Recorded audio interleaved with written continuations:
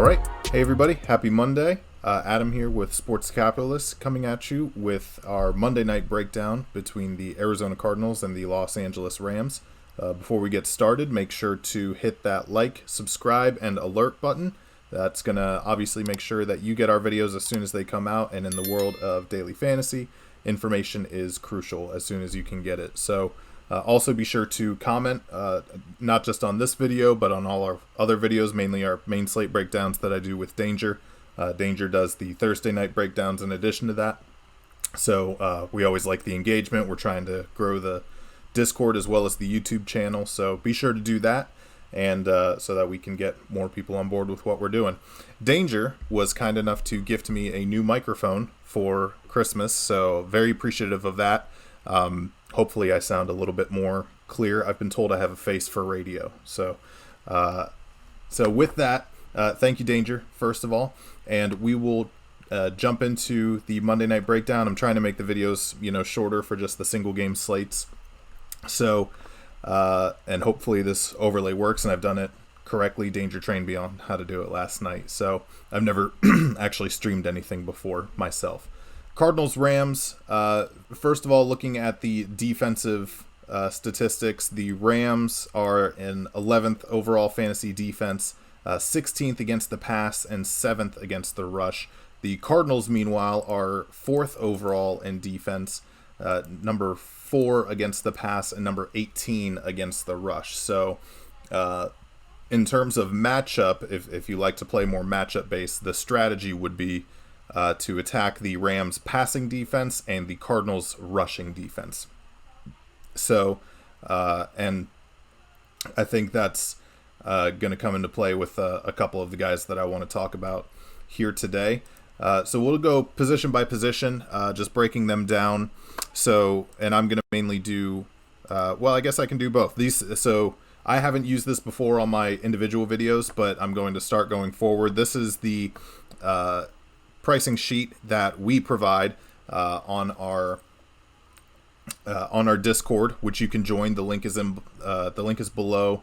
It's 100% free, no bait and switch, no monthly membership fee. It's just a free thing of guys that are talking sports, breaking down sports, daily fantasy, general gambling picks, that kind of thing. And we have a little bit of something for everybody. So obviously we're talking about NFL now. I'll be doing NASCAR here in a couple months when the season starts. Danger dabbles in esports. We got baseball, basketball, tennis, golf, anything that you can think of, we most likely provide. So be sure to also give that a follow because it can't hurt to do, because it's 100% free. And you'll have access to these spreadsheets. And so we'll go position by position and we'll cover both sites because the spreadsheet is easy to read there. So at the quarterback position, we have Kyler Murray and Matthew Stafford. We mentioned that the Rams passing defense is the weaker matchup of the two, so that would indicate Kyler Murray would kind of be the go-to there. I don't know if it's had to do with his injury or not. Kyler Murray's rushing upside as of late hasn't quite been there. But they're the home team. He, and comparatively with Stafford, Danger and I talked about the Rams offense on one of our recent breakdown videos, and something's been going on with Matthew Stafford. Danger is our resident Rams fan, so he's a little more in tune with what's going on over there. He seems to think that there's some sort of injury that he's kind of playing through. Could be potentially some type of hand injury, that we saw. I remember when that happened, it was on one of the Thursday night games, I think. But it could be something else, but the offense just isn't quite humming as much. Now, obviously they got it done here recently, but I think they had a weaker matchup. I think they played the Jaguars, so take that with a grain of salt. So of the two quarterbacks, I know Kyler is higher priced, much more so on FanDuel. $17,000 is a much tougher price to eat on FanDuel than like an 11.2 is on DraftKings. But both scenarios, I would consider Kyler Murray the safer play of the two. If you think the Rams will be playing from behind a good chunk, then that would boost Stafford's productivity because he'd be touching the ball a little bit more. But Sean McVay tends to kind of stick with his predetermined strategy, and it works for the most part. So, that's not to say to fade Matt Stafford, but I think Danger's right. Something's up with him, and it's kind of hard to trust him. So I think in cash you really should play both. But if you're going with a strategy where you're only picking one, I think Kyler Murray is both the safer option and offers more upside. So I think you can take that price and I think you can eat that price for what Kyler Murray can offer in a home game against the division opponent, trying to get the bye week in the playoffs. I think he can get it done for you. So going to the running back position, this one is where I'm really interested in, particularly on the DraftKings side. So Darrell Henderson is out. I think he's on the reserve. He's either on the reserve list or on the IR. But either way, on the Rams side, Sony Michel at 7,200 is a slam dunk. So we obviously mentioned the Cardinals' rushing defense is the weaker of the two, only ranked 18th fantasy-wise. And we saw Sony Michel get it done in Darrell Henderson's absence. Now, again, that was against a weaker opponent, but they're still the 18th ranked rush defense. Sony Michel really seems to be carrying the load there. I know the Rams have a lot of weapons, so they don't need to involve him in the passing game if they ever have to throw it, but he's going to touch the ball enough where at 7,200, that is an absolute, you almost have to play him. The only reason to not play him would be if you're trying to go a contrarian strategy, because at 72, a ton of people are going to have Sony Michel. But even with that, and this one isn't my model, but I ran my model in it too, and Sony Michel is still very high up there because he offers so much for only 7,200. On the FanDuel side, 12,000 is a little tougher to eat, especially if you're trying to squeeze in both quarterbacks on the FanDuel side. But, so not playing him at 12,000 on FanDuel, I would understand, because you're probably going to want to squeeze in some wide receivers there if you're playing both quarterbacks. So I would understand not playing him at 12,000 on FanDuel, but 7,200 on DraftKings, you can't pass that price up. Now on the Cardinals side, I think what's interesting is Chase Edmonds is coming back from injury, but I'm still not terribly interested in him. I would understand playing him at 4,600 on DraftKings, but even when he was healthy, we just didn't see the upside with Chase Edmonds. He wasn't as involved in the passing game as we would have hoped. James Conner was eating a ton of touches from Chase Edmonds. Early on it was kind of more Edmonds, but as the season progressed, it really became that James Conner was the RB1 in this offense. So I would understand playing him at 4,600, but he could still, especially coming off an injury, he could still really hurt you in your lineup because we saw what his productivity was like even with, even when he was healthy. And James Conner is another interesting guy to talk about. So the Rams rushing defense ranked 7th. So the Cardinals running backs might not be the way you want to go. 9,800 for James Conner is a tough price to eat, and even tougher on FanDuel at 13,500. So it's going to be hard to squeeze them into your lineups at those prices, or at least justify squeezing them into your lineups at those prices.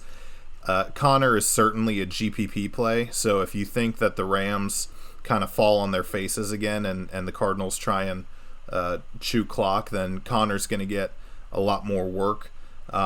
But if you think that the game kind of stays close and it's kind of a shootout, the over-under is 51.5. So a lot of points to be had either way. I don't know off the top of my head what the spread is, so I apologize for that. But if you think it's a little more one-sided on the Cardinals side, then I think Connor is certainly a good GPP play. But outside of that, it's kind of hard to justify his price on either site. So yeah, that's where we'll leave it off with the running backs. On the wide receiver side, a lot of options on both sides here. Pardon me. So we have the obvious on the Rams side, Cooper Kupp, Van Jefferson, Odell Beckham Jr., and then on the Cardinals side, DeAndre Hopkins, Christian Kirk, AJ Green, Rondale Moore. So Cooper Kupp is obviously the first guy we'll talk about, and certainly a safe cash play. With the other high price, it's going to be an interesting slate to see what the lineups look like, because there's a lot of guys that are very high priced, and it's going to offer, I think, a lot of different lineups because it's going to be so hard to squeeze a lot of these top guys into those lineups. But I mean, Cooper Kupp's obviously got the safest floor of anybody on the slate, barring some sort of red zone injury. 29% red zone targets. I mean, that's pretty wild, comparatively. So it's not just, drive down the field and then try and punch it in by running the ball, although they might do that with Sony Michel, but he still gets targeted, 29% of the time, seeing a ton of snaps. It's hard to fade Cooper Kupp, but again, it's also hard at his price to put him into the lineup. So on DraftKings, I think he's the most expensive at $12,000, and then on FanDuel, he's at $15,000. So easier price to eat on FanDuel because he's not the most expensive, but again, it's going to be harder to fit him in unless you kind of put in some punt plays there, which we'll try and find a couple of those.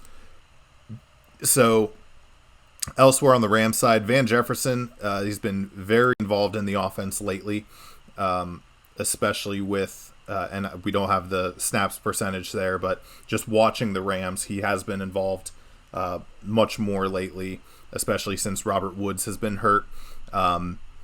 So he's certainly a guy that you can look to for a little bit more salary relief. 11,000 on FanDuel, that's kind of tough to justify Van Jefferson at that price, but 8,000 on DraftKings I think is a good price for him.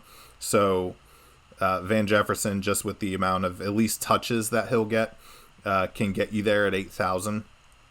And if he can score, then he would certainly pay off the 11,000 on FanDuel, but that's a little bit of a tougher price to eat. Odell Beckham is, we've seen kind of the fall off of Odell Beckham in recent years. Attribute that however much you want to just being Cleveland, but Odell Beckham is certainly, I don't know that I would consider him safe for cash, but he's almost a definite for GPP because he just offers that big play upside. I like his price on FanDuel at 10,000. I think he can get you there for that. And then I think he'll be very high owned on the DraftKings side because he's only 6,200. I would certainly play him at 6,200, especially, again, if you're trying to squeeze in a lot of the top guys towards the top. So in terms of price.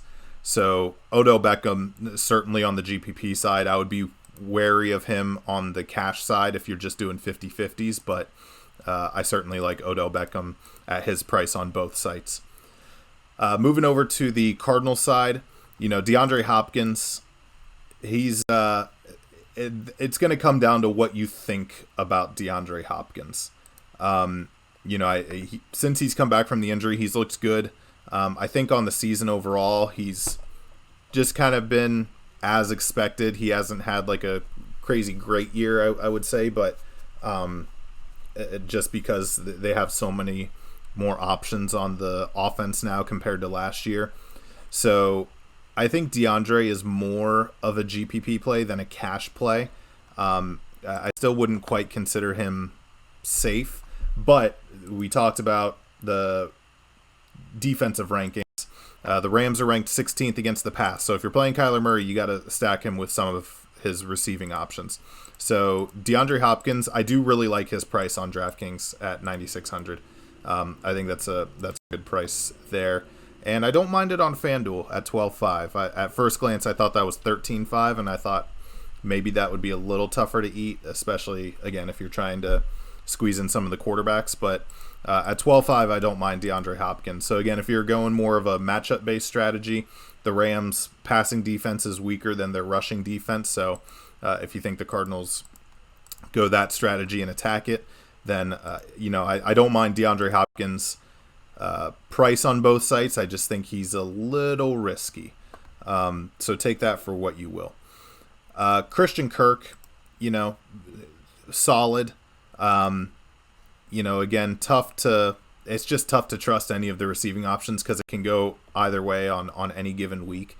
So 10.5 on FanDuel, 5,600 on DraftKings. I like his price more on DraftKings for sure. I think that's a good option to get you there. I would say he's a okay cash play. Christian Kirk is for his price. I would think he's a good cash play. GPP, it's if you think he's got the upside to get you there, you can play him in a tournament. I think I might look elsewhere outside of Christian Kirk. So we'll see what their offense looks like when they go that route. AJ Green, he's to me he's a GPP play for sure. He hasn't. He started off really hot, has kind of cooled off over the last few weeks, but he's still AJ Green. Not one of the best receivers in the league anymore, but he's still AJ Green. So at 4,800 on DraftKings and only 9,000 on FanDuel, I would certainly consider that a GPP play, and certainly gives you some salary relief to attack the Rams passing defense. He's probably my favorite Cardinals wide receiver on the slate just based on pricing, although I really like Rondale Moore and his price on FanDuel at 7,500. That's certainly a salary relief play for him, and you can kind of see that he's got enough involvement in the offense to kind of justify playing him. Playing close to 50% of the snaps, which is almost as much as what Odell Beckham Jr. does. Over the last three, not as much, but for that salary relief, I think Rondale Moore is a great play there. And then on DraftKings, he's only 2,000, and for a salary relief play, that's a great guy to have in your lineup. Although if you have the rest of your lineup set and you could afford AJ Green, I would probably go that route just because I think Green offers a little bit more upside in a GPP. But if you really need that salary relief, I really like Rondale Moore at his price. On the tight end side, so some of those are kind of tough to eat. So Zach Ertz and Tyler Higbee are the primary two tight ends for these teams. Zach Ertz 9,500 on FanDuel. That's kind of a tough price to eat for Zach Ertz. I mean, he had an incredible start. When he got traded to Arizona, and I was wrong on that one because I thought it might take a few weeks to get acclimated. But he had a really strong start.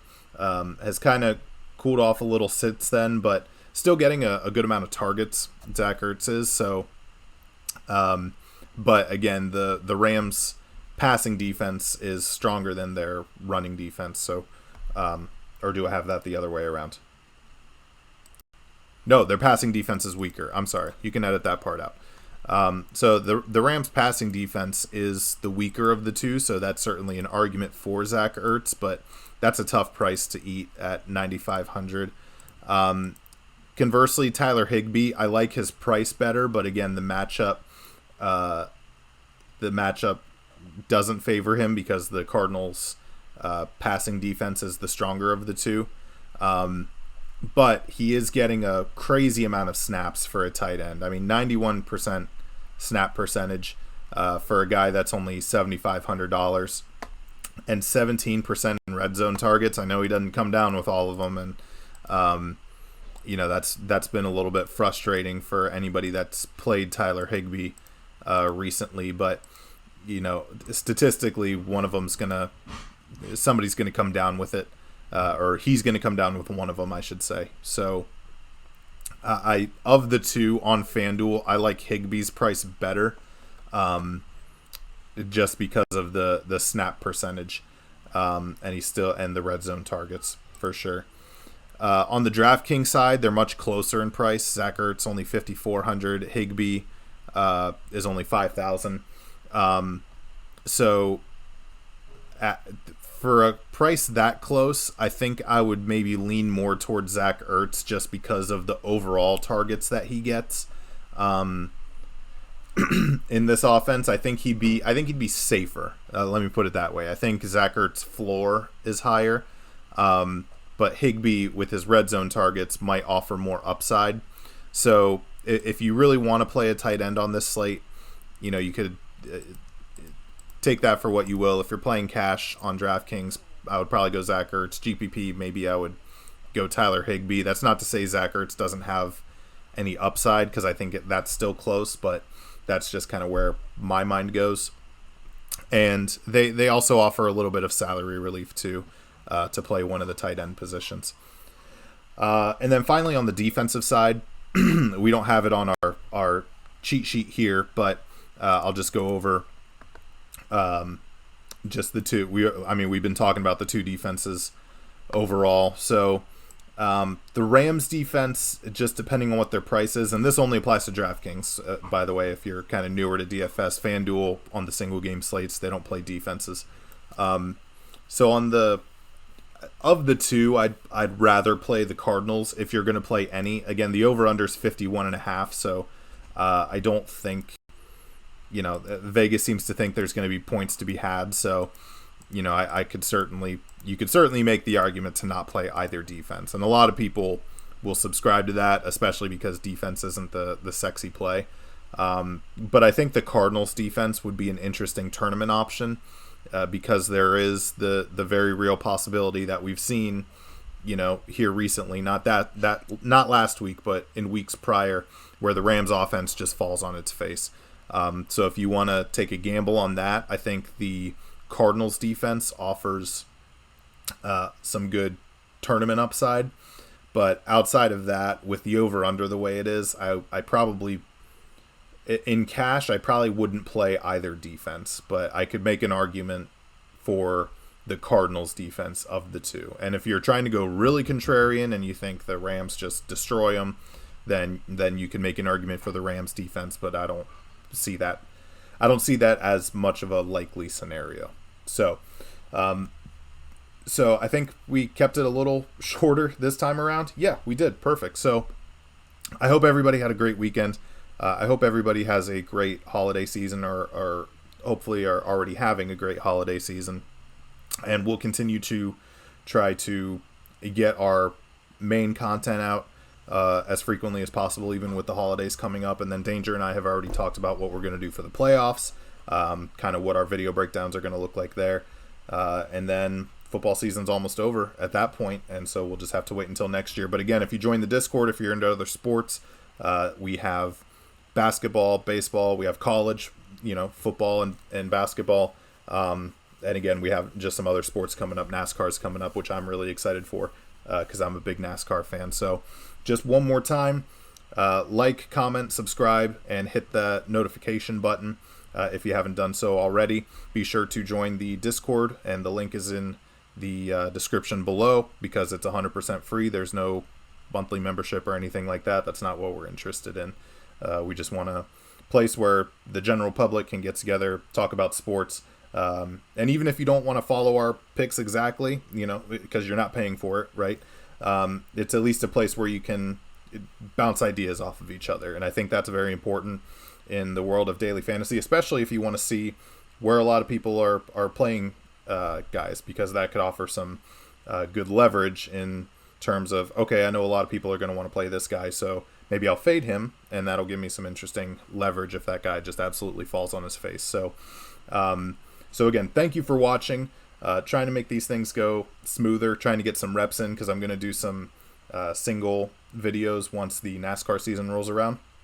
So everybody, good luck tonight if you're playing the Monday night game, and Danger will have the video out for the Thursday night game here this week, and then we will come at you this weekend for the main slate breakdown like we normally do. So everybody, have a great week, good luck, and we'll see you next time. Bye.